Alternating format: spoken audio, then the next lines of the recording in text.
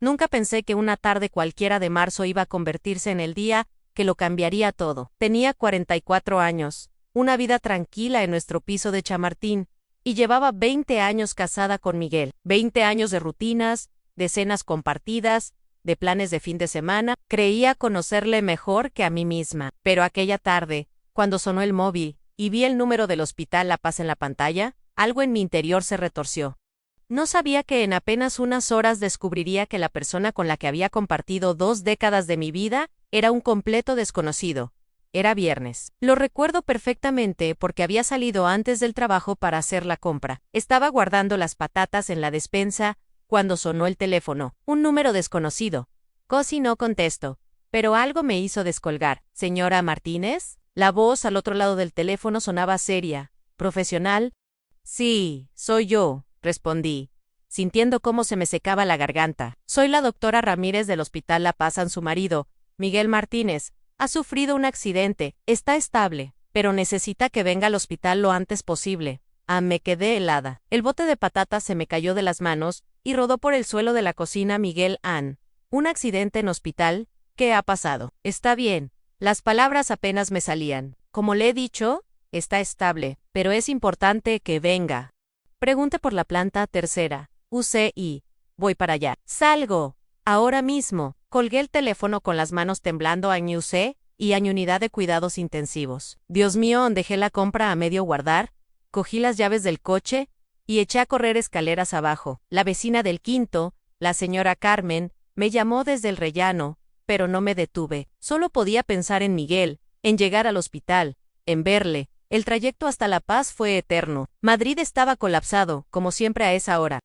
Cada semáforo en rojo me parecía una eternidad. Iba agarrada al volante, con el corazón latiéndome tan fuerte que podía oírlo en mis oídos. Intentaba llamar al móvil de Miguel, pero saltaba directamente el buzón de voz. ¿Qué tipo de accidente había sido? ¿De coche? ¿En el trabajo? Miguel era ingeniero informático. Pasaba la mayor parte del día delante de un ordenador. No era precisamente un trabajo peligroso. Cuando por fin llegué al hospital, aparqué donde pude y corrí hacia la entrada. El olor a desinfectante me golpeó nada más cruzar las puertas automáticas. Ese olor que todos conocemos, que te revuelve el estómago porque lo asocias con la enfermedad, con la preocupación, con las malas noticias. Tercera planta, UCI. Le dije a la recepcionista, que me indicó los ascensores con un gesto mecánico. Subí sola en el ascensor, mirando mi reflejo en las puertas metálicas. Tenía el pelo revuelto. Ni siquiera me había mirado en el espejo antes de salir. Los ojos enrojecidos. Parecía otra persona. Las puertas se abrieron en la tercera planta, y el pasillo se extendía ante mí, largo e impersonal, con esas luces fluorescentes que todo lo hacen parecer más frío. Había gente esperando en los bancos de plástico azul, familias enteras con caras de preocupación. Me acerqué al mostrador de enfermería. Vengo a ver a Miguel Martínez. Me han llamado hace menos de una hora. Ha tenido un accidente. La enfermera, una mujer de unos 50 años con el pelo recogido en un moño apretado, me miró con una expresión extraña. No era exactamente compasión. Era algo más. ¿Inquietud? ¿Incomodidad? Sí, en la señora Martínez. Un momento, por favor. Voy a avisar a la doctora Ramírez. Se levantó y desapareció por un pasillo lateral. Me quedé allí de pie, sintiendo como las piernas me temblaban. Una enfermera más joven me ofreció agua, pero negué con la cabeza. No podía tragar nada. Pasaron unos minutos que se me hicieron eternos. Otras enfermeras iban y venían. Algunas me miraban de reojo. ¿Por qué me miraban así? Empecé a ponerme nerviosa. Algo no cuadraba. Entonces, apareció una mujer con bata blanca. Tendría mi edad, quizás unos años menos. Gafas, expresión seria. Se acercó a mí con paso decidido. Señora Martínez. Sí, soy yo. ¿Dónde está mi marido? ¿Qué ha pasado? Está bien. Venga conmigo, por favor.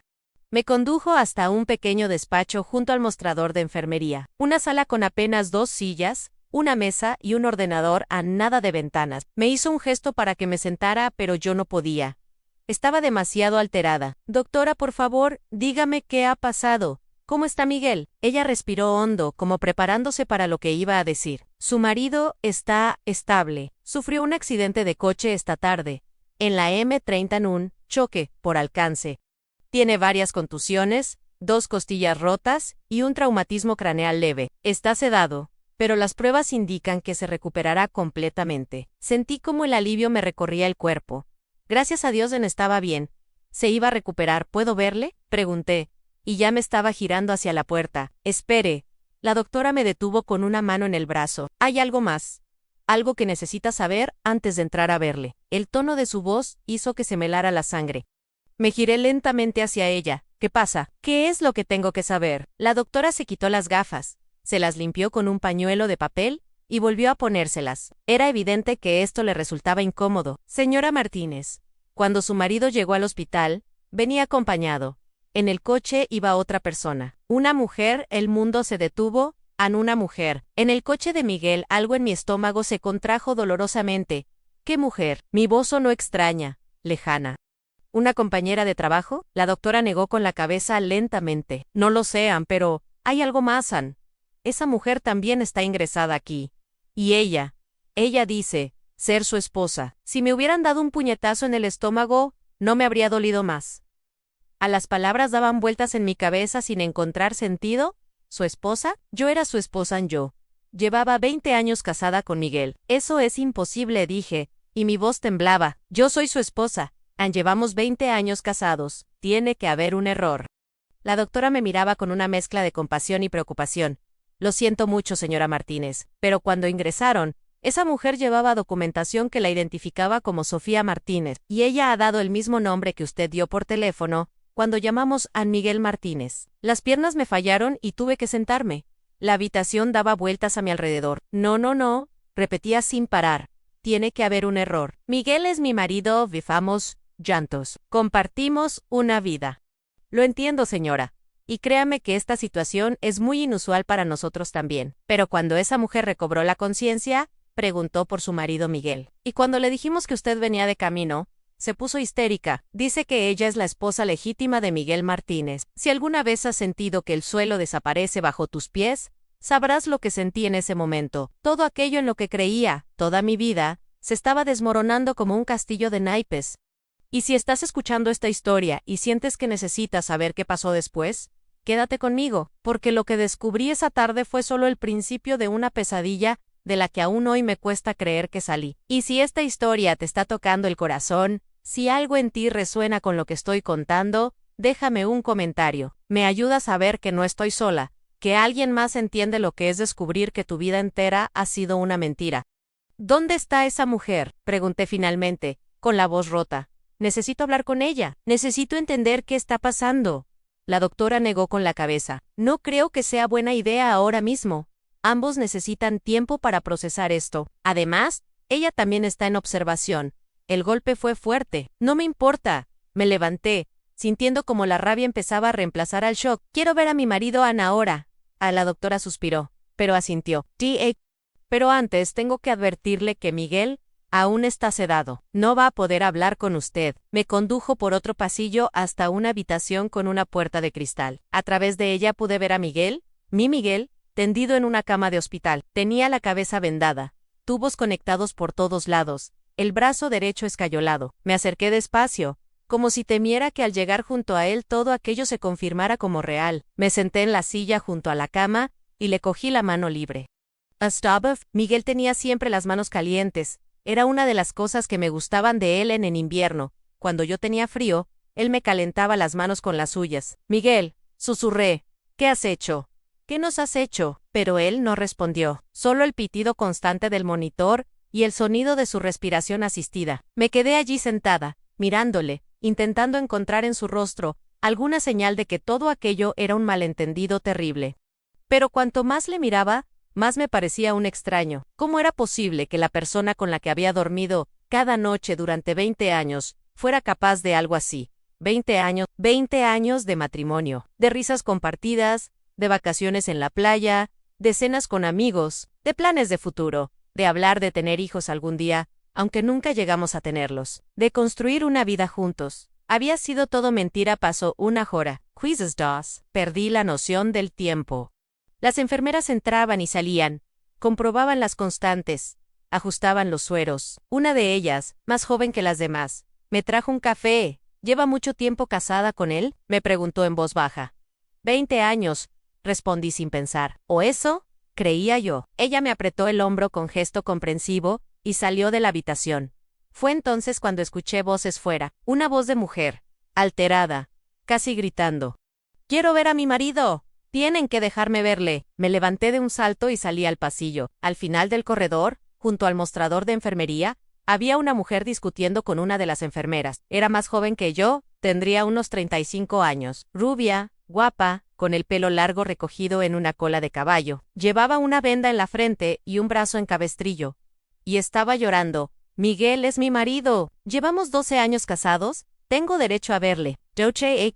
Las palabras me golpearon como una bofetada. Si ella decía la verdad, significaba que Miguel había estado casado con las dos al mismo tiempo, que durante 12 años había estado llevando una doble vida. Empecé a caminar hacia ella. Mis pasos resonaban en el pasillo silencioso. La mujer se giró al verme acercarme, y nuestras miradas se encontraron. En sus ojos vi el mismo dolor, la misma confusión que yo sentía. «Tú eres la otra», dijo, y su voz temblaba. «No», respondí con una calma que no sentía.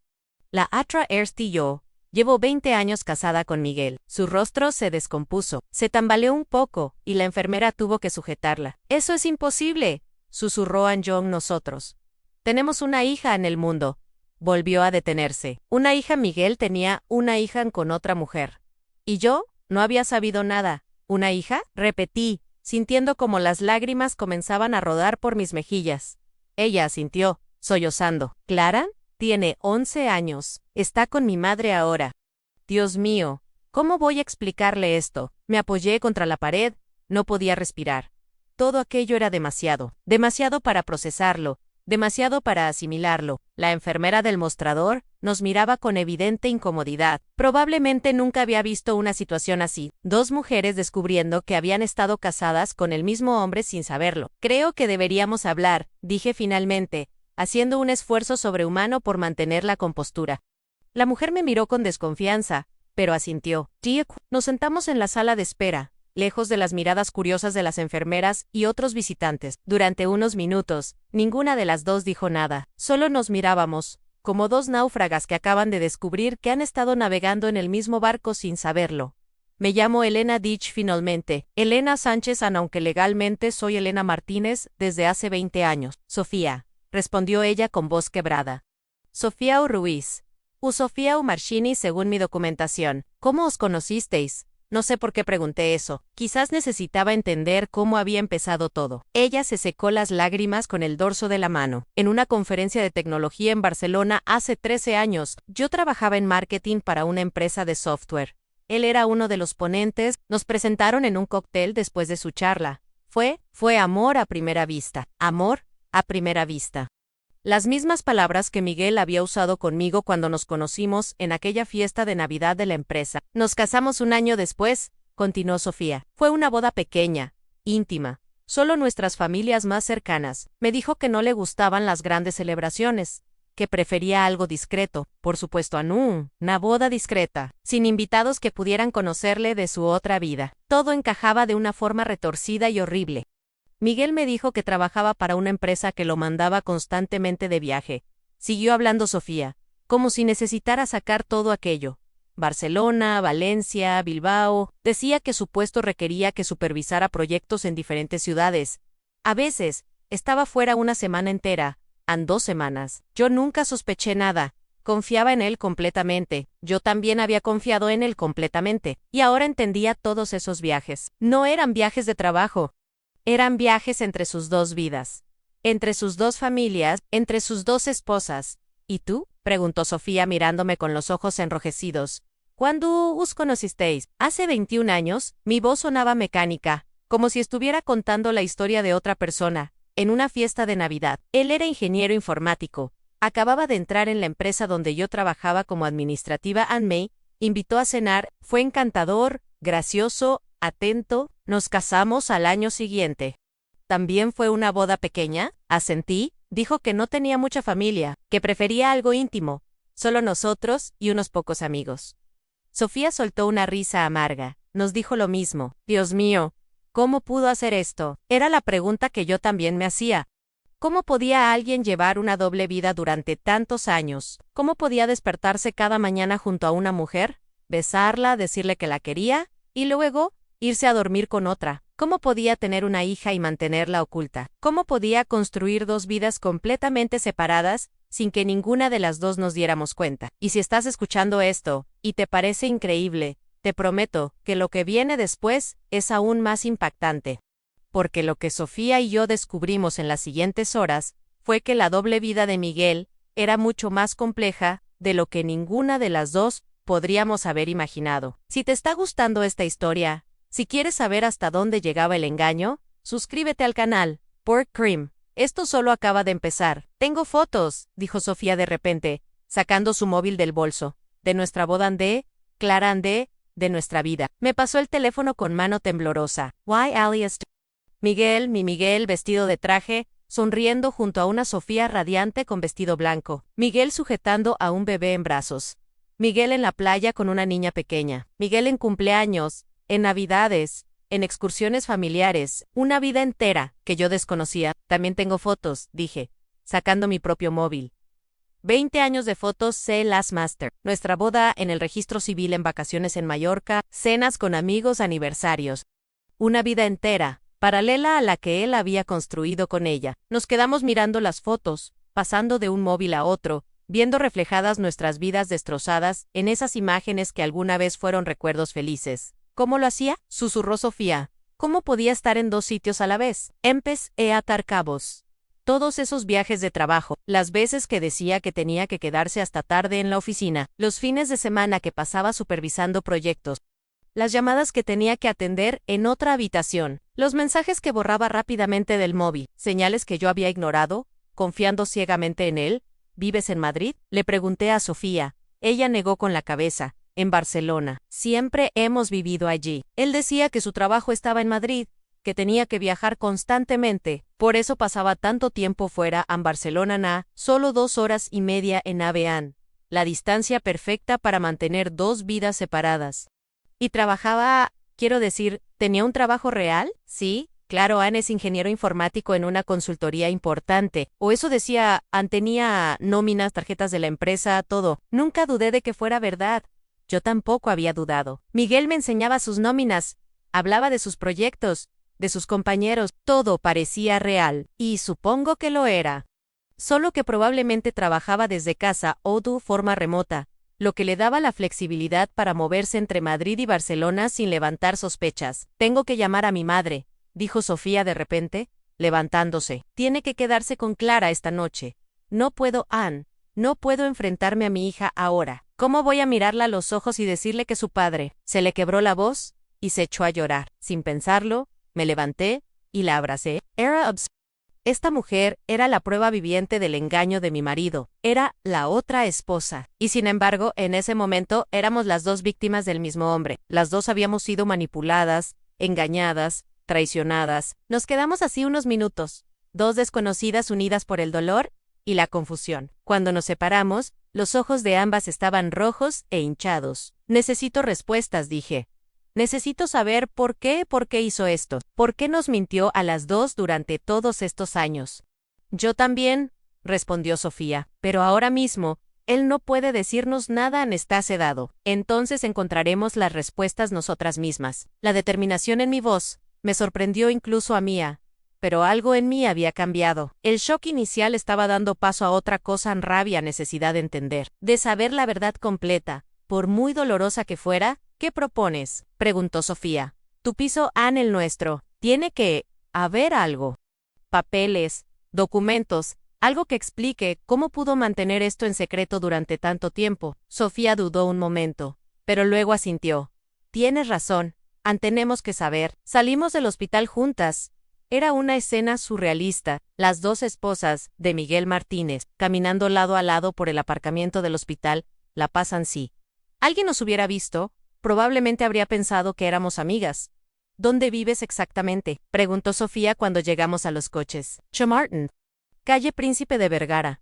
Ella palideció. Nosotros vivimos en Sarri, en Barcelona. También es una zona residencial, elegante en claro. Miguel había construido dos vidas de similar nivel económico, 2 pisos en zonas buenas de sus respectivas ciudades. ¿Cómo se lo había podido permitir? A menos que, ¿cuánto gana Miguel?, pregunté de repente. No lo sé exactamente. Nunca hablábamos mucho de dinero, pero sus nóminas rondan los 4.000 euros al mes, creo. Yo había visto nóminas similares. 4.000 euros al mes. Suficiente para mantener un piso en Madrid, pero no 2 pisos en Madrid y Barcelona. No con el nivel de vida que él llevaba. ¿Hay algo más? Dije. Tiene que haber otra fuente de ingresos. O algún tipo de fraude. Sofía me miró con los ojos muy abiertos. ¿Crees que? No sé qué creer, Jam, pero vamos a averiguarlo. Yo no puedo ir ahora mismo a Barcelona, dijo Sofía. Tengo que estar aquí, cerca de Miguel, y tengo que recoger a Clara mañana. Pero puedo darte la dirección. Las llaves estaban en su bolso en la policía. Las tiene ahora, supongo. Yo puedo ir a nuestro piso, dije. Buscar lo que haya que buscar. Espera. Sofía sacó su móvil. Andem tu número. Vamos a mantenernos en contacto. Si encontramos algo, nos lo decimos. Intercambiamos números. Era tan surrealista que casi me eché a reír. Las 2 esposas del mismo hombre, compartiendo información para descubrir sus mentiras. Me despedí de Sofía y volví a mi coche. El trayecto de vuelta a casa fue como estar en piloto automático. Mi mente iba a 1000 por hora, repasando años de recuerdos, buscando señales que debería haber visto, momentos que ahora cobraban un significado diferente. Cuando llegué al piso de Chamartín, la compra seguía a medio guardar en la cocina. Las patatas que había dejado caer seguían en el suelo. Parecía que había pasado una eternidad desde que salí corriendo hacia el hospital, pero en realidad solo habían transcurrido unas horas. Me quedé de pie en medio del salón, mirando alrededor. Este piso que había sido mi hogar durante años, de repente me parecía extraño, como si perteneciera a otra persona. Todo lo que había en él, los muebles que habíamos elegido juntos, las fotos en las estanterías, la televisión que compramos el año pasado, todo estaba contaminado por la mentira. Empecé por el despacho de Miguel, un cuarto pequeño al fondo del pasillo donde él trabajaba cuando estaba en casa. Tenía un escritorio grande, un ordenador, estanterías llenas de libros de informática y varios archivadores metálicos. Empecé a abrir cajones sistemáticamente, facturas, recibos, papeles del trabajo. Todo parecía normal, demasiado normal, casi demasiado ordenado para ser real. Fue en el tercer archivador donde encontré algo. Una carpeta con la etiqueta Proyectos, Barcelona. La saqué con manos temblorosas y la abrí. Dentro había documentos de una empresa llamada TechSol Solutions. Contratos, nóminas, informes de proyectos, pero lo que me llamó la atención fue la dirección de la empresa Ansei Balmes, Barcelona. Miguel trabajaba para una empresa de Barcelona, no de Madrid, no quizás. Trabajaba para las 2 Segui buscando más carpetas más documentos y entonces lo vi, un sobre amarillo al fondo del cajón, debajo de todo lo demás, como si hubiera intentado ocultarlo. Lo abrí con dedos temblorosos. Dentro había copias de documentos de identidad, el DNI de Miguel, pero con 2 direcciones diferentes, una en Madrid, otra en Barcelona, y 2 certificados de matrimonio, uno conmigo y otro con Sofía Ann. Pero eso no era todo, había más documentos, escrituras, de propiedad, y me quedé helada al leer lo que ponía. Miguel era propietario de ambos pisos, el de Madrid y el de Barcelona. Los había comprado con préstamos hipotecarios, bajo nombres ligeramente diferentes. Miguel Martínez Sánchez, para el piso de Madrid. Miguel Martínez Ruiz, para el de Barcelona. Había usado nuestros apellidos de casadas, pero de forma invertida. Una forma simple pero efectiva de crear 2 identidades paralelas, sin llamar demasiado la atención. Y hay mucho más que descubrí esa noche.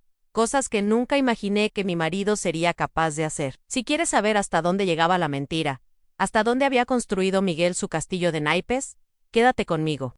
Y si esta historia te está enganchando, si necesitas saber cómo termina todo esto, dale a me gusta. Me ayuda a saber que hay gente ahí fuera escuchando, gente que entiende lo que es tener tu mundo destrozado en un solo día. Seguí rebuscando en el archivador y encontré más documentos, extractos bancarios de cuentas que yo no conocía, movimientos de dinero entre diferentes bancos, transferencias mensuales, y todos los números cuadraban de forma inquietante. Miguel tenía al menos 3 cuentas bancarias diferentes, una a su nombre real, otra bajo Miguel Martínez Sánchez y otra bajo Miguel Martínez Ruiz. Movía el dinero entre ellas con la precisión de un experto. Pagaba la hipoteca de Madrid desde una cuenta, la de Barcelona desde otra, y guardaba una reserva en la tercera. Pero lo más perturbador era el origen de una gran parte de ese dinero. No venía de nóminas, venía de inversiones, acciones, fondos, criptomonedas. Miguel había estado invirtiendo durante años sin que yo lo supiera, y había ganado mucho dinero. Según los extractos, tenía un patrimonio de más de $500,000. $500,000 que yo desconocía completamente. Sonó mi móvil sobresaltándome. Era Sofía. Elena, ¿has encontrado algo? Sí, mi voz sonaba rara incluso para mí. Demasiadas cosas. ¿Tú dónde estás? ¿Sigo en el hospital? No puedo ir. ¿Necesito estar aquí? Cuando despierte. Sofía, hay algo que tienes que saber. Miguel tiene un patrimonio que ninguna de las dos conocíamos. Inversiones, cuentas bancarias, propiedades. Hubo un silencio al otro lado del teléfono. ¿Cuánto? Más de $500,000. Quizás más todavía. Estoy revisando papeles. Dios mío, ¿cómo es posible? Yo siempre he trabajado, aportaba mi sueldo. Pagábamos las cosas a medias. Si él tenía tanto dinero, ¿por qué? No lo sé, respondí. Pero voy a averiguarlo. Hay más carpetas, hay más documentos. Voy a revisar todo esta noche. Elena, ten cuidado. Si Miguel ha sido capaz de mentir durante tanto tiempo, de construir toda esta farsa, no sabemos de qué más podría ser capaz. Sus palabras me helaron la sangre. Tenía razón. El hombre que yo creía conocer no existía. El verdadero Miguel era un desconocido capaz de engañar a dos mujeres durante años. ¿Qué más secretos estaría ocultando? ¿Has hablado con la policía?, pregunté. Sí, ¿van a venir mañana a tomarme declaración sobre el accidente? Pero no les he contado lo nuestro, Ann. No sabía si debía. Yo tampoco he dicho nada aún.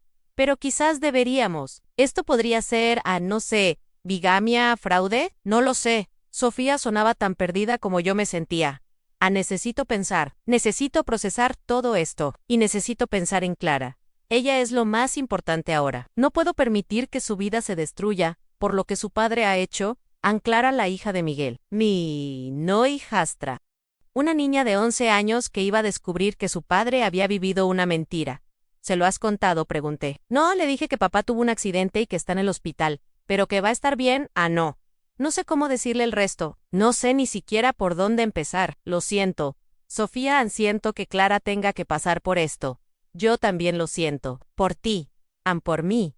Por todos nosotros. Colgamos y volví a los documentos. Había tanto que revisar. Tonto, Q and Tender. Pero algo seguía sin encajar. ¿Cómo había conseguido Miguel mantener esto en secreto durante tanto tiempo? Tenía que haber más. Tenía que haber algo que me estaba perdiendo. Encendí el ordenador de Miguel. Necesitaba su contraseña. Probé con la obvia nuestra fecha de aniversario. No funcionó. Probé con su cumpleaños. Tampoco. Probé con combinaciones de números. Pero nada. Entonces recordé algo. Miguel tenía una pequeña agenda en su mesilla de noche.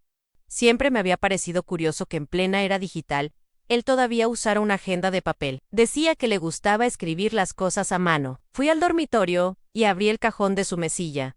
La agenda estaba allí, con su cubierta de cuero gastado. La abrí y empecé a pasar páginas. No eran citas ni notas de trabajo, era un registro meticuloso de sus movimientos.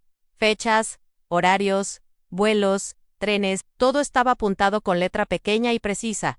Lunes 3, Madrid, Cinecon E. Martes 4, viaje a BCN, llegada a las 6 de la tarde. Recoger a C del colegio miércoles 5. BCN Cinecon. Jueves 6. Regreso Madame vuelo 7 a 00 en oficina. Las 11 en página tras página de entradas como esas. Era yo. Elena en S era Sofía en C era Clara. Había reducido nuestras vidas a iniciales en un calendario. Y entonces encontré algo más en las últimas páginas de la agenda. Había un apartado de contactos, números de teléfono con nombres que no reconocía, direcciones de correo electrónico. Y una nota en emergencias. Dr. Villar. ¿Quién era el Dr. Villar? ¿Y por qué Miguel tenía su número marcado como emergencia? Saqué mi móvil y busqué el nombre en internet. Dr. Alberto Villar, psiquiatra. Consulta privada en el centro de Madrid. Miguel iba al psiquiatra. ¿Durante cuánto tiempo? No lo sabía, pero iba. ¿Sabía el doctor lo que Miguel estaba haciendo? ¿Sabía que su paciente vivía una doble vida? Miré la hora. Era casi demasiado tarde para llamar a nadie. Pero anoté el número del doctor. Mañana tendría que hablar con él.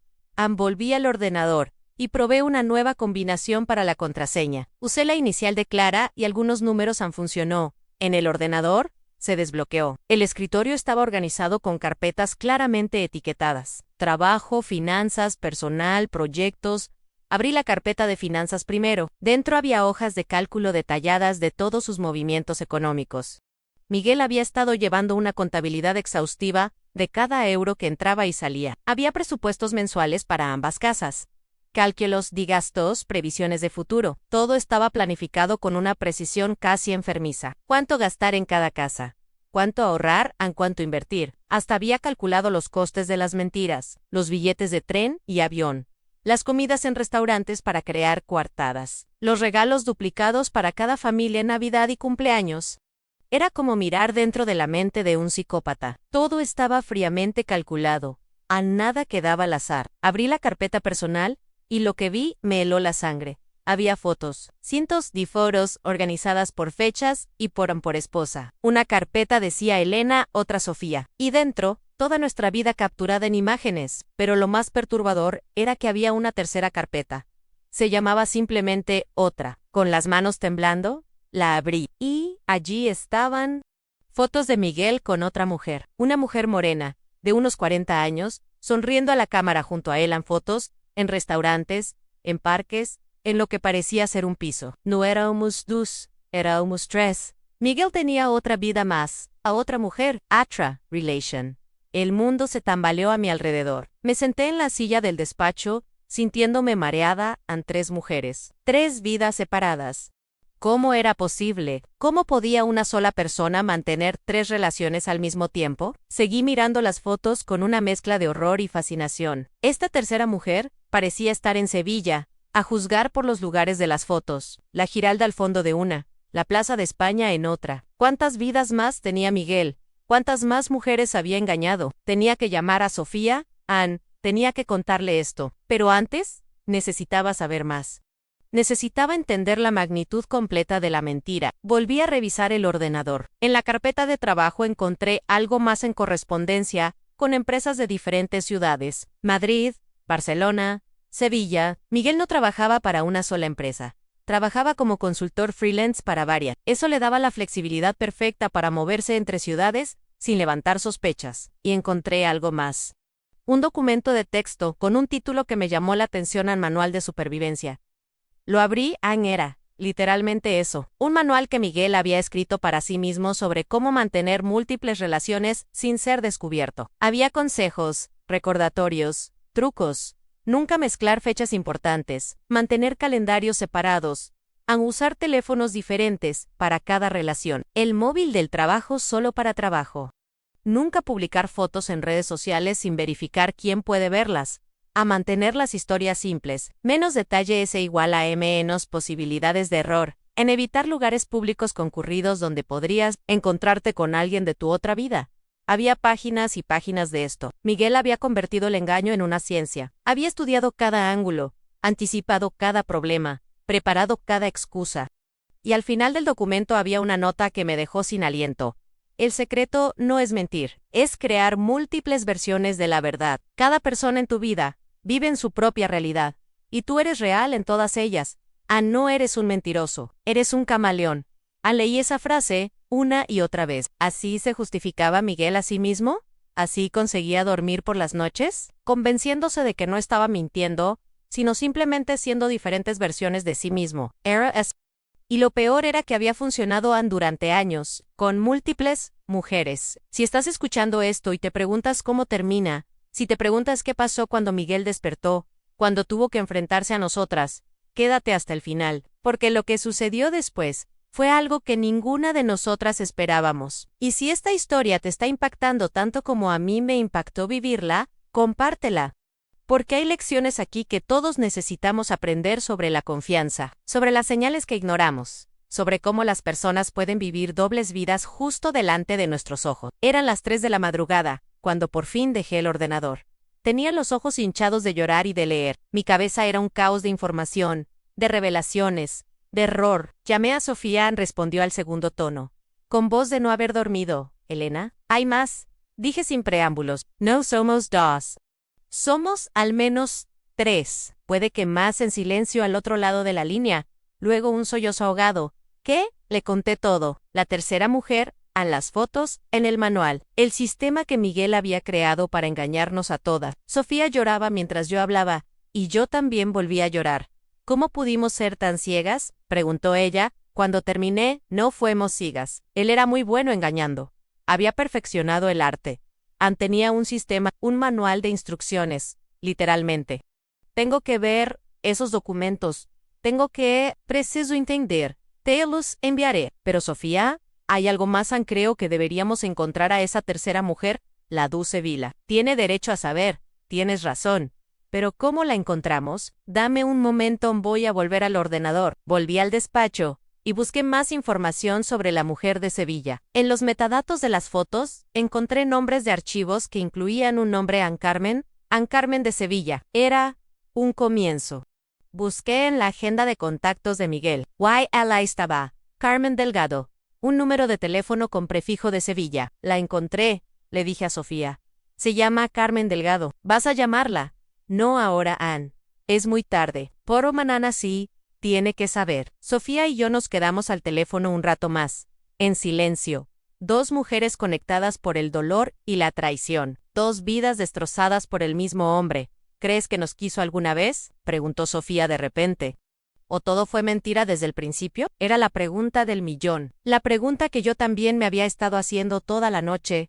No lo sé, respondí honestamente. Parte de mí quiere creer que sí, que había algo real en medio de toda la mentira. Pero otra parte sabe que alguien capaz de hacer esto no puede amar realmente a nadie. Solo se ama a sí mismo. Yo amaba a mi marido, dijo Sofía con voz quebrada. Ann creía conocerle, creía que teníamos algo especial, algo real. Y ahora descubro que nunca existió, que el hombre que yo amaba era solo una actuación. Yo también le amaba, confesé. Durante 20 años, le amé. Le habría dado mi vida a Ángel. Él solo nos usó a todas. Para que, ni siquiera lo sea, nos despedimos con la promesa de hablar al día siguiente. Cuando colgué, me quedé sentada en la oscuridad del despacho, rodeada de las pruebas de las mentiras de Miguel. El piso estaba en silencio. Ese silencio pesado de las madrugadas, cuando estás sola con tus pensamientos. Me levanté y fui a la cocina a hacerme una tila. Necesitaba algo que me ayudara a calmarme, a procesar todo aquello. Mientras esperaba que el agua hirviera, mi mirada cayó sobre la foto que teníamos en la nevera. Una foto de nuestro último aniversario. Miguel y yo sonriendo a la cámara. Con una tarta con 2 velas entre nosotros en 20 años. Arranqué la foto de la nevera y la rompí en pedazos. Luego rompí todas las demás fotos que encontré. Las del salón, las del dormitorio, las del pasillo. Una por una. Las hice pedazos. Cuando terminé, el suelo estaba cubierto de fragmentos de nuestra vida falsa, de nuestras sonrisas falsas, de nuestros recuerdos falsos, de nuestro amor falso. Me senté en el suelo de la cocina, rodeada de los restos de 20 años de matrimonio. Y lloré como no había llorado nunca. Lloré por la mujer ingenua que fui, por los años perdidos, por la confianza destrozada, por el futuro que nunca tendría. Debí quedarme dormida allí, porque lo siguiente que recuerdo es despertarme con el cuello rígido, todavía en el suelo de la cocina, con la luz del alba filtrándose por la ventana. Me levanté dolorida y me preparé un café. Tenía que ducharme, cambiarme, volver al hospital. Y tenía que hacer esa llamada a Carmen Delgado, a la tercera víctima de Miguel. Pero primero necesitaba más información. Volví al ordenador y rebusqué en los correos electrónicos de Miguel. Había usado cuentas diferentes para cada vida, pero todas estaban sincronizadas en el mismo programa. Los correos con Carmen se remontaban a 5 años atrás. 5 años de mensajes cariñosos, de planes de fin de semana, de te echo de menos y te quiero. El mismo patrón que con Sofía y conmigo. Pero había algo diferente en estos correos. Carmen sabía que Miguel estaba casado. Lo mencionaba en sus mensajes. Sé que esto es complicado por tu situación, escribía, pero lo nuestro es especial. A Miguel le había dicho que estaba en un matrimonio sin amor, que se iba a divorciar pronto, que solo necesitaba tiempo para arreglar las cosas. Las mentiras clásicas del hombre infiel. Pero lo que Carmen no sabía era que Miguel no tenía un matrimonio, tenía 2, y que no tenía ninguna intención de divorciarse de ninguna de nosotras. Encontré su dirección en uno de los correos. Vivía en el barrio de Triana, en Sevilla. Miguel viajaba allí regularmente, según su agenda. Una vez al mes, a veces 2. ¿Cuántas vidas más había? ¿Cuántas más mujeres esperaban en otras ciudades, creyendo que eran especiales, que eran las elegidas? A las 9 de la mañana, marqué el número de Carmen, respondió con voz alegre. Llegou. Carmen Delgado. Sí, soy yo. ¿Quién llama? Mi nombre es Elena Martínez. No, Mica Naces. Pero necesito hablar contigo sobre Miguel. Hubo una pausa al otro lado. Miguel, ha pasado algo. ¿Está bien? Miguel tuvo un accidente. Está en el hospital, en Madrid. Pero antes de que digas nada más, hay algo que necesito que sepas. ¿Qué? ¿Qué pasa? Su voz sonaba preocupada. Soy la esposa de Miguel. Llevo 20 años casada con él en silencio, un silencio largo, pesado. Eso es imposible, dijo finalmente. Miguel está separándose. Me dijo que el divorcio estaba en trámites. Miguel no se está divorciando, Carmen. Miguel está casado conmigo. Y con otra mujer más se llama Sofía lleva 12 años casado con ella. Y tiene una hija de 11 años. No, no. Esto no puede ser verdad. Miguel no haría algo así. Me quiere, vamos a estar juntos cuando se divorcie. Terminé por ella. Eso es lo que te dijo, ¿verdad? Pero Carmen, nunca se iba a divorciar. Te estaba mintiendo. Nos estaba mintiendo a todas. La oí sollozar al otro lado del teléfono. No puede ser. Llevamos 5 años juntos. 5 años. Él me prometió que seríamos una familia. Lo sé, Anne. A mí me prometió 20 años de amor eterno. A Sofía le prometió una vida juntos con su hija. Todas creímos en sus promesas, y todas fuimos engañadas. Carmen lloraba abiertamente ahora. ¿Por qué me llamas? ¿Para restregarme que fui una idiota? No, te llamo, porque tienes derecho a saber la verdad, porque eres una víctima como yo, como Sofía Ann, y porque necesitamos saber si hay más mujeres, más mentiras. No lo sé, dijo entre sollozos. No sé nada, Ann creía conocerle. Creía que lo nuestro era real. ¿Cuándo fue la última vez que le viste? La semana pasada. Vino a Sevilla el jueves. Pasamos el fin de semana juntos, Ann estaba. Estaba normal, cariñoso, atento, como siempre en el jueves. Según la agenda de Miguel, ese jueves había salido de Barcelona por la mañana y vuelto a Madrid el domingo por la noche. Había encajado a Carmen entre sus dos familias oficiales. Carmen, preciso que você pense. ¿Miguel tenía otros móviles? ¿Otras cuentas de correo? ¿Alguna vez sospechaste que podría haber algo más? Tenía 2 móviles, dijo después de un momento. Me dijo que uno era del trabajo. Nunca respondía a ese cuando estaba conmigo. ¿Algo más? ¿Alguna señal extraña? Ahora que lo dices. Había momentos en que se ponía nervioso. Cuando sonaba el teléfono y veía quién llamaba, se iba a otra habitación. Decía que eran cosas del trabajo. Yo nunca pensé que pudiera ser otra cosa en señales. Todas las habíamos tenido, y todas las habíamos ignorado, confiando en el hombre que decía amarnos. Carmen, ¿quieres venir a Madrid? ¿Quieres estar aquí cuando Miguel despierte y tenga que dar explicaciones? Yo no sé. Esto es demasiado. Necesito tiempo para procesarlo. Lo entiendo, pero si cambias de opinión, aquí está mi número. Sofía y yo vamos a estar en el hospital. Va a tener que enfrentarse a nosotras. Y creo que mereces estar allí también. Gracias, dijo con voz pequeña. Gracias por llamarme, por decirme la verdad. Colgamos y me quedé mirando el móvil. 3 mujeres, 3 vidas destrozadas. Y quién sabía cuántas más. Me duché y me cambié de ropa. Parecía que había envejecido 10 años en una noche. Las ojeras me llegaban hasta las mejillas. El pelo parecía haber perdido todo su brillo. Volví al hospital poco después de las 11. Sofía estaba en la sala de espera, con aspecto de no haber dormido nada. Nos abrazamos sin decir nada. He hablado con Carmen, le dije. Y está destrozada como nosotras. Miguel le dijo que se iba a divorciar, que iban a estar juntos. Qué meneroso, murmuró Sofía. Va a venir. No lo sé. Le di mi número, pero creo que está en shock. Una enfermera se acercó a nosotras. ¿Son las familiares de Miguel Martínez? Sofía y yo nos miramos. ¿Familiares? Técnicamente las dos lo éramos, aunque ninguna de las dos sabía ya qué significaba eso. Sí, respondí. ¿Ha despertado? Está empezando a salir de la sedación.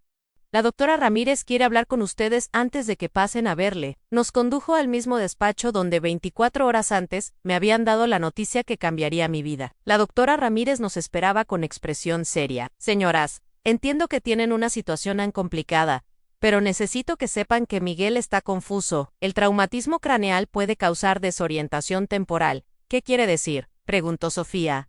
Que cuando despierte completamente, puede que no recuerde todo claramente, o que esté confundido sobre dónde está, con quién, qué día es. ¿Está diciendo que va a fingir amnesia? Dije con más dureza de la que pretendía. La doctora me miró con severidad. No estoy diciendo que vaya a fingir nada. Estoy diciendo que el cerebro traumatizado puede hacer cosas extrañas, y necesito que ambas estén preparadas para ello. ¿Podemos verle juntas?, preguntó Sofía. ¿O tenemos que entrar por separado? Eso depende de ustedes. Pero les recomendaría que piensen en lo que quieren lograr con este encuentro. ¿Quieren respuestas? ¿Quieren confrontación? ¿Quieren cierre? Queremos la verdad, dijimos Sofía y yo al unísono. La doctora asintió. Entonces, les sugiero que vayan juntas, que no le den la oportunidad de manipularlas por separado. Ann tenía razón. Miguel era un experto manipulador. Si nos veía por separado, probablemente intentaría engañarnos una vez más, contarnos versiones diferentes de la historia. Vamos juntas, decidí. Mirando a Sofía en ella, asintió. Nos condujeron a la habitación de Miguel. Seguía conectado a los monitores, pero ya no estaba tan sedado. Los ojos se le movían bajo los párpados cerrados. Las manos le temblaban ligeramente. Nos sentamos una a cada lado de la cama y esperamos. Pasaron unos minutos. Luego, lentamente, Miguel abrió los ojos. Parpadeó varias veces, desorientado. Su mirada se posó en mí primero. Intentó sonreír Elena. Su voz sonaba ronca, débil. ¿Qué pasó? ¿Dónde estoy? En el hospital, respondí con voz neutra. ¿Tuviste un accidente? Un accidente. Yo. No recuerdo entonces. Su mirada se deslizó hacia el otro lado de la cama, y vio a Sofía. La confusión en su rostro dio paso al pánico. ¿Un pánico puro y visceral? No, susurró. No, esto no puede estar pasando. Sí que está pasando, dijo Sofía con voz fría. Hola, querido Ann, sorpresa. A Miguel intentó incorporarse, pero los tubos y el dolor le detuvieron. Miró de una a otra, y en sus ojos pudimos ver el momento exacto en que comprendió que su castillo de mentiras se había derrumbado. Puedo explicarlo, dijo, y era casi cómico como las palabras salieron de su boca como un reflejo automático. Esto tiene que ser bueno, dije inclinándome hacia adelante. Por favor, explícanos cómo has estado casado con 2 mujeres al mismo tiempo durante 12 años. Explícanos cómo has mantenido 3 relaciones simultáneas. Explícanos cómo has tenido una hija que yo no sabía que existía. Por favor, Miguel, explícanos. Él cerró los ojos. Una lágrima rodó por su mejilla. Lo siento, susurró. Lo siento mucho. ¿Eso es todo? Sofía estaba temblando de rabia. Lo siento. Llevo 12 años de mi vida contigo. Tengo una hija tuya. Y todo lo que puedes decir es lo siento. Y lo que Miguel dijo después, lo que finalmente nos contó cuando ya no podía seguir mintiendo, fue algo que ninguna de nosotras esperábamos. Si quieres saber la verdad completa, la razón por la que Miguel hizo lo que hizo, quédate conmigo hasta el final, porque la explicación fue tan retorcida, tan incomprehensible, que incluso ahora me cuesta creer que fuera real. Y si has llegado hasta aquí, si has seguido esta historia hasta este punto, dale a me gusta y comenta qué harías tú en mi situación, porque aún no sabes ni la mitad de lo que pasó. Miguel abrió los ojos y nos miró a ambas. Por primera vez en 20 años, vi algo en su rostro que nunca había visto antes, honestidad pura. No hay excusa, dijo lentamente. No hay justificación, pero hay una razón. Hay una razón por la que empezó todo esto. Estamos escuchando, dijo Sofía con los brazos cruzados. Miguel respiró hondo, haciendo una mueca de dolor por las costillas rotas. Cuando tenía 25 años, perdí a mi primera esposa. Se llamaba Laura. Llevábamos casados 2 años. Murió en un accidente de coche. Un conductor borracho la atropelló mientras cruzaba la calle. Esto era nuevo. Miguel nunca me había hablado de una esposa anterior. Después de su muerte, caí en una depresión profunda. Estuve a punto de suicidarme. El psiquiatra al que acudí, el doctor Villar, me diagnosticó un trastorno que, es complicado de explicar. Inténtalo, dije fríamente. Me dijo que mi forma de lidiar con el miedo al abandono era fragmentarme, crear diferentes versiones de mí mismo. Que si una relación fallaba, si alguien me dejaba o moría, yo seguiría existiendo en otro lugar, con otra persona. Era una forma retorcida de seguro de vida emocional. Sofía y yo nos miramos. ¿Estaba diciendo lo que yo creía que estaba diciendo? ¿Nos estás diciendo que tienes algún tipo de trastorno mental que te hizo casarte con varias mujeres? Preguntó Sofía incrédula. No es una excusa, repitió Miguel, es una explicación. El doctor Villar me dijo que necesitaba terapia intensiva, que esto podía convertirse en algo patológico si no lo trataba pero yo no quise escuchar, porque al principio, cuando conocí a Elena, era maravilloso, estaba enamorado. Y luego, cuando las cosas se volvieron rutinarias, cuando empecé a tener miedo otra vez, conociste a Sofía, terminé, él asintió. No fue planeado. Nunca lo fue, solo pasó. Why cuando pasó, en lugar de tomar una decisión, de elegir, yo creí otra vida, otra versión de mí mismo, una versión que podía ser feliz en un lugar nuevo, con una persona nueva. Y luego Carmen, dijo Sofía. ¿Cuántas más, Miguel? ¿Cuántas otras versiones de ti mismo hay por ahí? Solo vosotras tres, dijo. Pero algo en su voz me hizo dudar. Mentira. Dije, he visto tu ordenador, he visto tu agenda. Hay más en el rostro de Miguel. Se descompuso completamente. Dos más. Admitió finalmente, pero no son tan serias, Anson. Encuentros ocasionales en mujeres, que también creen que estás separándote, interrumpió Sofía, que también esperan un futuro contigo. A Miguel no dijo nada. Su silencio era la confirmación que necesitábamos. Dios mío, susurré. 5 mujeres. 5 vidas separadas. Necesitaba ayuda, dijo Miguel. Y ahora las lágrimas corrían libremente por su rostro. Sé que necesito ayuda. He intentado parar tantas veces he querido contaros la verdad, acabar con todo esto, pero cada vez que lo intentaba, el pánico me paralizaba. La idea de perder a alguien más, de estar solo otra vez. ¿Y qué pasa con nosotras? La voz de Sofía se quebró. ¿Qué pasa con nuestros sentimientos, con nuestras vidas? Yo tengo una hija, Miguel. Una hija que piensa que su padre es un hombre honesto y decente. ¿Cómo voy a explicarle esto? No lo sé, Miguel sollozaba ahora.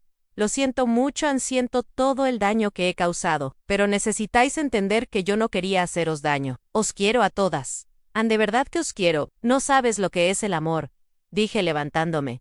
El amor no es mentir, no es engañar, no es manipular lo que tú has hecho. No es amor, es enfermedad. Es egoísmo, es crueldad, Elena, por favor. No, LaCourt. No me llames así, ya no tienes ese derecho. Sofía y yo vamos a salir de esta habitación ahora, y vamos a hablar con un abogado. Porque lo que has hecho, no solo es inmoral, es ilegal, es bigamia, y vas a tener que enfrentarte a las consecuencias. Las acepto, dijo Miguel con voz rota. Acepto cualquier consecuencia. Pero por favor, no abandonéis a Clara. Ella no tiene la culpa de nada de esto. Sofía se levantó tambaleándose. Yo la sujeté del brazo. Clara siempre va a ser mi prioridad, dijo. Pero tú has dejado de ser su padre, en el momento en que nos mentiste a todas. Ha dejado de ser su padre, desde el momento en que construiste esta mentira, que la va a destrozar cuando se entere. Salimos de la habitación, dejando a Miguel sollozando en la cama. Las enfermeras nos miraban con curiosidad, pero ninguna dijo nada. Fuera del hospital, bajo el sol de marzo, Sofía y yo nos sentamos en un banco. Durante un rato, ninguna dijo nada. Solo nos quedamos allí, 2 mujeres intentando procesar lo imposible. ¿Crees que dice la verdad?, preguntó Sofía finalmente. ¿Sobre el trastorno? ¿Sobre su esposa muerta? No lo sé, respondí. Parte de mí quiere creerle, porque sería más fácil pensar que está enfermo que aceptar que simplemente es un monstruo. Pero otra parte sabe que incluso si es verdad, incluso si tiene un trastorno, eso no excusa lo que hizo. Necesitamos hablar con ese psiquiatra. El doctor Villar, ya tengo su número. Vamos a llamarle. Llamamos juntas, desde mi móvil. El doctor Villar respondió después de varios tonos. Diga, doctor Villar.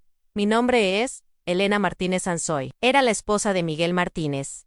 Necesito hablar con usted sobre su tratamiento. Hubo una pausa. Señora, entiendo su situación, pero el secreto profesional me impide hablar sobre mis pacientes. Doctor, Miguel está en el hospital. Ha tenido un accidente, y hemos descubierto que ha estado llevando múltiples vidas simultáneas. Hay al menos 5 mujeres afectadas. Una de ellas tiene una hija. Necesitamos saber si usted sabía esto, si le estaba tratando por esto. Otra pausa más larga esta vez. No puedo dar detalles específicos, pero puedo decirles que Miguel padece lo que llamamos trastorno de identidad disociativo, con características narcisistas. Es una condición rara y compleja. Le recomendé hospitalización hace años. Él se niega. ¿Sabía usted que estaba casado con múltiples mujeres? Sabía que tenía dificultades con el compromiso y el miedo al abandono. Sabía que tendía a crear narrativas separadas en su vida. Pero no sabía la extensión de su situación hasta ahora. ¿Is curable?, preguntó Sofía, que estaba escuchando junto a mí. Con tratamiento intensivo, terapia y medicación, puede mejorar. Pero requiere que el paciente quiera cambiar. Ni Miguel. Miguel siempre ha resistido el tratamiento real. Gracias, doctor, dije y colgué. Sofía y yo nos miramos. Así que es real, está realmente enfermo, dijo ella. Sí, Ann. Pero eso no cambia lo que nos hizo. No, Ann.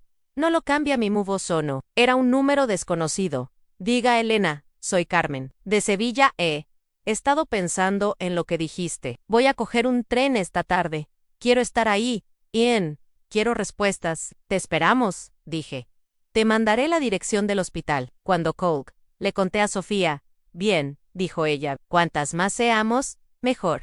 Quiero que vea el daño que ha causado. Quiero que se enfrente a todas nosotras. Pasamos el resto del día en una cafetería cercana al hospital. Planificando, llamamos a un abogado especializado en derecho de familia. Nos dijo que el caso de Miguel era uno de los más complejos que había visto, que la bigamia era ilegal en España y podía conllevar penas de prisión, que tendríamos que demostrar que los matrimonios eran legales, que había habido ocultación intencional, que habíamos sufrido daños.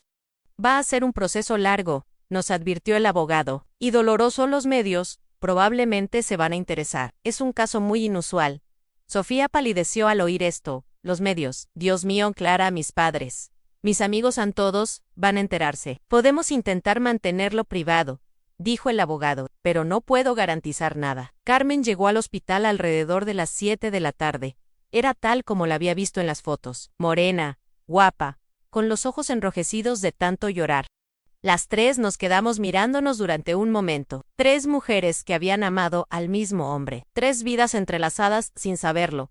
Gracias por venir, dije finalmente. Necesitaba verlo con mis propios ojos, respondió Carmen. Parte de mí todavía esperaba que hubiera un error, que fuera un malentendido terrible. Lo siento, dijo Sofía. Ojalá lo fuera. Nos sentamos las 3 en la cafetería del hospital y compartimos nuestras historias.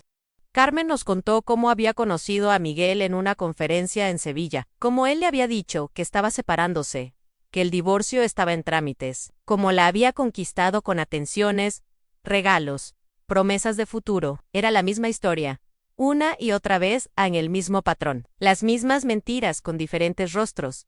¿Habéis conocido a las otras 2? Preguntó Carmen Ann, a las otras mujeres que mencionó. No, respondí, pero vamos a encontrarlas. Tienen derecho a saber. Pasamos horas rebuscando en la información que yo había sacado del ordenador de Miguel. Finalmente encontramos pistas sobre las otras 2 mujeres. Una se llamaba Lucía y vivía en Valencia, la otra, Ana, en Málaga. Decidimos llamarlas esa misma noche. No podíamos esperar más en cada día que pasaba sin que supieran la verdad. Era un día más de vida basada en mentiras. Lucía respondió al segundo tono. Diga. Lucía Fernández. Sí. ¿Quién es? Mi nombre es Elena. Necesito hablar contigo sobre Miguel Martínez Hubo. Una pausa. Miguel. ¿Qué pasa con Miguel? ¿Estás sentada? Porque esto va a ser difícil de escucharle. Contamos todo. Elena, Sofía, Carmen y yo le contamos la verdad completa. Al principio no nos creyó.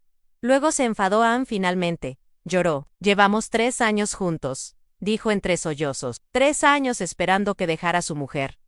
3 años, creyendo que íbamos a tener un futuro. Lo siento mucho, dije. Todas estábamos en la misma situación. ¿Y la otra? ¿Ana? La vamos a llamar ahora. ¿Quieres estar al teléfono cuando lo hagamos? Sí, quiero estar. Ana fue más difícil. Al principio pensó que era una broma cruel. Luego, cuando le enviamos pruebas, fotos, documentos, extractos bancarios, se puso histérica. Voy a matarle, gritaba. Voy a ir a ese hospital y voy a matarle con mis propias manos. Ana, entiendo tu rabia, dijo Sofía con calma.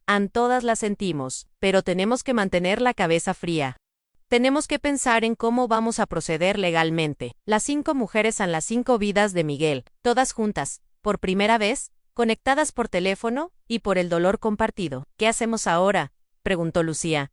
Ahora, dije. Ahora vamos todas al hospital. Mañana a primera hora. Y Miguel va a tener que mirarnos a los ojos a todas. Va a tener que enfrentarse al daño que ha causado. Yo voy, dijo Ana.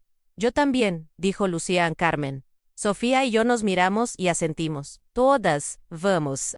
Esa noche, no dormí. Me quedé despierta en el piso vacío, pensando en todo lo que había pasado, en cómo mi vida había cambiado completamente en apenas 48 horas, en cómo la persona en la que más confiaba había resultado ser un completo desconocido. Pero también pensé en las otras mujeres, en Sofía, en Carmen, en Lucía, en Ana Ann, en cómo todas habíamos sido víctimas del mismo engaño, y en cómo, Juntas, éramos más fuertes. A la mañana siguiente, las 5 nos encontramos en la entrada del hospital. Era una escena surrealista. 5 mujeres de diferentes edades, de diferentes ciudades, todas con una cosa en común: habíamos amado al mismo hombre. Subimos juntas en el ascensor. A nadie hablaba. El silencio era pesado, cargado de anticipación y nerviosismo. Cuando llegamos a la planta de Miguel, la enfermera del mostrador se quedó mirando más con los ojos muy abiertos. Todas vienen a ver al señor Martínez.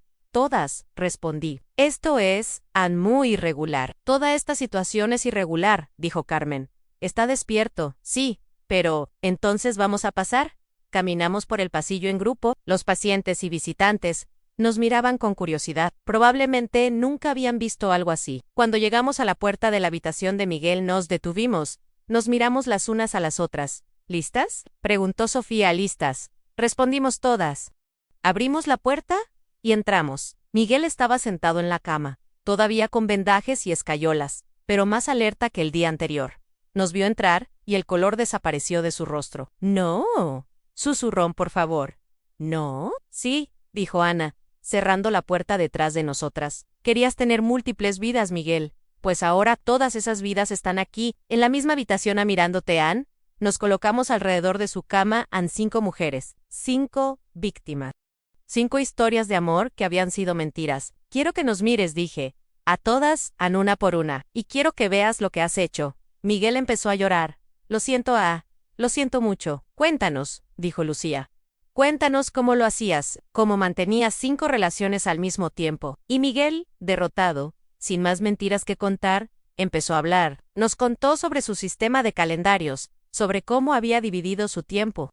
Nos contó sobre las cuentas bancarias separadas, sobre cómo había usado diferentes variaciones de su nombre. Nos contó sobre las excusas, sobre los viajes de trabajo inventados, sobre cómo había perfeccionado el arte del engaño durante años. Nos habló de cada una de nosotras, de lo que le había traído de cada una, de cómo nos había elegido, de cómo había mantenido las relaciones vivas, diferentes, especiales. Cada una de vosotras era real para mí, dijo. No estaba fingiendo.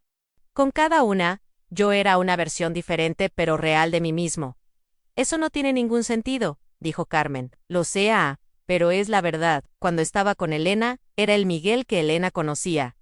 Cuando estaba con Sofía, era el Miguel que Sofía amaba. Y así con todas, no eran personajes. Eran fragmentos de mí mismo. Fragmentos, repetí, con amargura. Nos diste fragmentos mientras nos prometías el todo.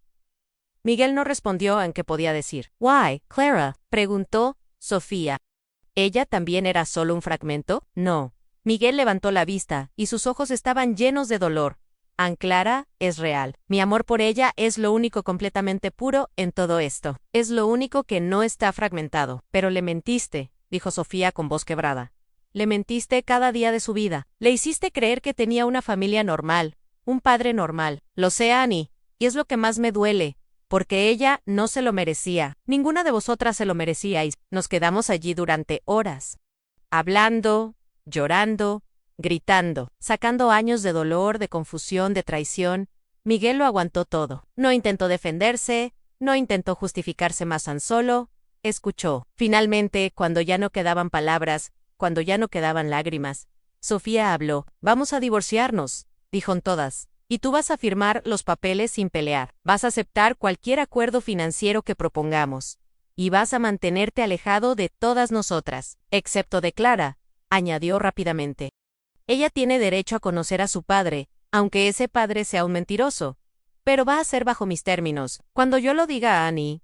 Y solo si ella lo quiere», Miguel asintió. «Lo que quiere. Lo que quiere. ¿Y vas a buscar ayuda de verdad esta vez?», dije. «Vas a ver al doctor Villaran, vas a hacer terapia intensiva, porque aunque ya no seas nuestro problema, no podemos dejar que hagas esto otra vez». «A nadie más lo haré», prometió Miguel. «Os lo juro», una por una. Nos fuimos acercando a la cama. Y cada una de nosotras le dijimos algo. Nuestro adiós final. Carmen fue la primera. «Pensé que eras el amor de mi vida», dijo. «Resulta que solo fuiste una mentira. Espero que encuentres la manera de vivir con eso». Lucía fue la siguiente. «Me hiciste perder 3 años esperando por ti. No voy a perder ni un día más». Ana se acercó con rabia aún visible en sus ojos. Ojalá pudiera sentir aunque sea una fracción del dolor que nos has causado a todas. Sofía tomó su turno, con lágrimas corriendo por sus mejillas. Tenías una hija hermosa, inocente, que te amaba con todo su corazón, y le fallaste de la peor manera posible. Espero que tengas que vivir con esa culpa el resto de tu vida. Y finalmente, yo me acerqué, lo miré a los ojos. Esos ojos que alguna vez creí conocer tan bien. 20 años. Dije, han 20 años de mi vida. No puedo recuperarlos, pero puedo elegir qué hacer con los que me quedan. Y elijo no desperdiciar ni un minuto más en ti. Adiós, Miguelan, espero que encuentres la paz algún día, pero va a tener que ser sin ninguna de nosotras. Salimos de la habitación en grupo, las 5, juntas, unidos por el dolor, pero también por algo más, por la fortaleza que viene de sobrevivir, por la determinación de seguir adelante. Y ahí es donde te voy a dejar por ahora, porque aunque esta parte de la historia termina aquí, en realidad es solo el principio de lo que vendría después. El proceso legal fue largo y complicado. Los medios sí se enteraron, y durante un tiempo fuimos noticia nacional. El hombre con 5 esposas, titulaban, pero en medio de todo ese caos, algo hermoso ocurrió. Si quieres saber cómo terminó todo realmente, si quieres saber qué pasó con cada una de nosotras, con Clara, incluso con Miguel, suscríbete al canal, porque hay una segunda parte de esta historia.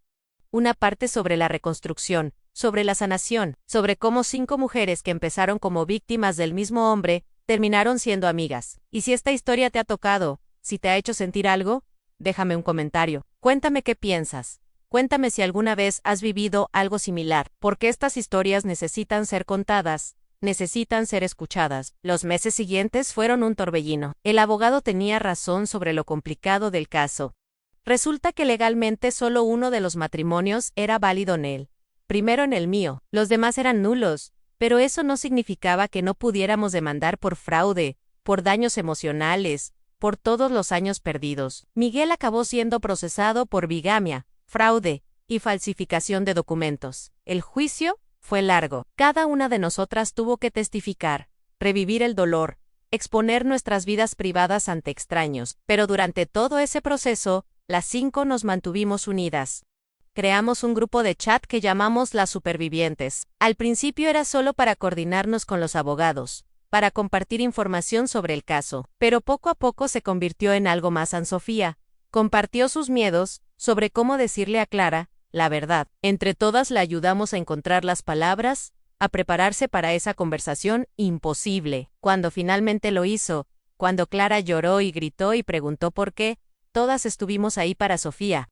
A través del teléfono, con mensajes de apoyo, incluso viajando para estar con ella. Carmen nos contó sobre cómo tuvo que enfrentarse a su familia. Su madre le había dicho que ya lo sabía, que había tenido ese presentimiento, pero que no había querido decir nada. Su padre dejó de hablarle durante semanas, avergonzado de que su hija hubiera sido la otra, pero luego entendió que ella también era una víctima. Lucía nos habló de su depresión, de cómo había empezado a ir a terapia, de cómo el psicólogo le había ayudado a ver que nada de esto era su culpa, que las señales que había ignorado no significaban que fuera estúpida, significaban que había confiado, y confiar no es un defecto.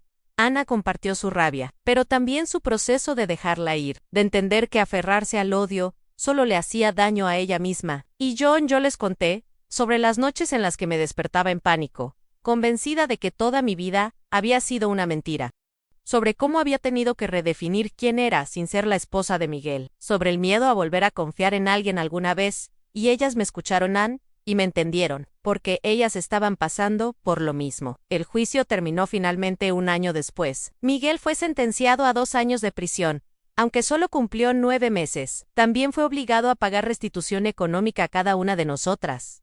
No era por el dinero, nunca fue por el dinero, era por el principio, por el reconocimiento de que había causado daño real, mensurable. Cuando salió de prisión, supimos que empezó la terapia de verdad. El doctor Villar nos contactó, con el permiso de Miguel, para decirnos que estaba trabajando duro en su recuperación, que había empezado a entender las raíces de su comportamiento, que estaba intentando ser mejor, ¿no? No nos importó, ya no era nuestro problema. Clara, sin embargo, eventualmente decidió ver a su padre.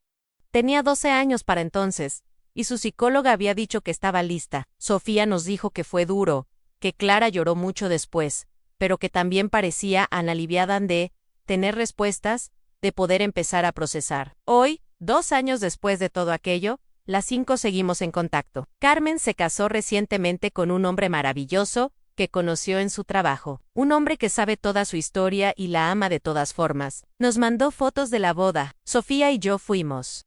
Lucía volvió a la universidad. Siempre había querido estudiar psicología, pero nunca había tenido tiempo. Ahora está en su 2º año, y le encanta, dice que quiere especializarse en ayudar a víctimas de abuso emocional y manipulación. Ana abrió su propio negocio, una tienda de ropa vintage en Málaga. Dice que necesitaba crear algo propio, algo que solo fuera suyo. ¿Y le va? De maravilla. Sofía y Clara se mudaron a una ciudad más pequeña, lejos de Barcelona. Un nuevo comienzo para ambas. Clara está mejor ya no tiene tanta rabia, e incluso ve a Miguel de vez en cuando, aunque Sofía siempre está presente. Y yo, volví a vivir. Vendí el piso de Chamartín. Demasiados recuerdos. Me mudé a un apartamento pequeño en Malasaña. Empecé a ir a clases de pintura, algo que siempre quise hacer, pero nunca encontraba tiempo. Conocí gente nueva, hice amigos nuevos, amigos que me conocen por quien soy ahora. No por quien fui. He vuelto a tener pareja. No todavía. Why has to been? Estoy aprendiendo a estar conmigo misma, a disfrutar de mi propia compañía, a confiar otra vez. Pero esta vez en mí a veces todavía me despierto y pienso en esos 20 años, en todo el tiempo que pensé que tenía un matrimonio feliz cuando en realidad tenía una mentira bien construida. Y siempre va a doler un poco. Pero luego, miro a mi alrededor, miro las pinturas que he creado, miro los mensajes en nuestro grupo de las supervivientes, miro las fotos de la boda de Carmen, de la graduación de Ana, de Clara sonriendo en su foto escolar más reciente, y me doy cuenta de que aunque Miguel nos quitó mucho, no nos quitó todo, no nos quitó nuestra fortaleza, nuestra capacidad de sanar, nuestra capacidad de seguir adelante. ¿Y sabes qué es lo más irónico de todo esto? Miguel intentó fragmentarse en múltiples versiones para evitar el abandono, para asegurarse de que siempre tendría a alguien, pero al final, terminó completamente solo. Mientras que nosotras, las 5 mujeres que él engañó, encontramos una conexión genuina entre nosotras. Encontramos hermandad en el dolor. Encontramos amistad en la supervivencia. Si estás escuchando esta historia y estás pasando por algo similar, si has descubierto que la persona en la que confiabas te ha estado mintiendo, quiero que sepas algo, vas a sobrevivir. Va a doler, va a ser horrible durante un tiempo, pero vas a sobrevivir. Y al otro lado de ese dolor, hay vida. Hey Fuch, no dejes que la traición de otra persona defina quién eres. No dejes que las mentiras de alguien más te hagan dudar de tu valor, porque tú vales. Tú mereces amor verdadero, honesto, completo, no fragmentos no mentiras, no, versiones parciales. Y si eres tú quien está llevando una doble vida, quien está engañando a alguien que confía en ti, déjame decirte esto, para ahora, antes de causar un daño del que no te puedas recuperar. Antes de destrozar vidas, busca. Ve a terapia, pero porque las mentiras siempre salen a la luz, siempre, y cuando salgan, el daño que causarás, no solo será a los demás, será a ti mismo también. Esta es mi historia, la historia de cómo descubrí que mi marido de 20 años vivía 5 vidas paralelas, la historia de cómo 5 mujeres desconocidas se convirtieron en amigas, la historia de cómo sobreviví a la peor traición de mi vida. Gracias por escuchar, gracias por estar aquí conmigo, en este viaje. Si esta historia te ha tocado, compártela, porque nunca sabes quién más podría necesitar escucharla, quién más podría estar pasando por algo similar y sintiéndose sola. Y recuerda, no importa lo rota que te sientas ahora, no importa cuántas piezas creas que estás hecha, puedes reconstruirte, puedes sanar, puedes volver a ser completa, pero esta vez, serás completa por ti misma, no como parte de alguien más. Y esa, créeme, es la mejor versión de ti que podría ser. Soy Elina. Y esta ha sido mi historia. Gracias por escucharla hasta el final.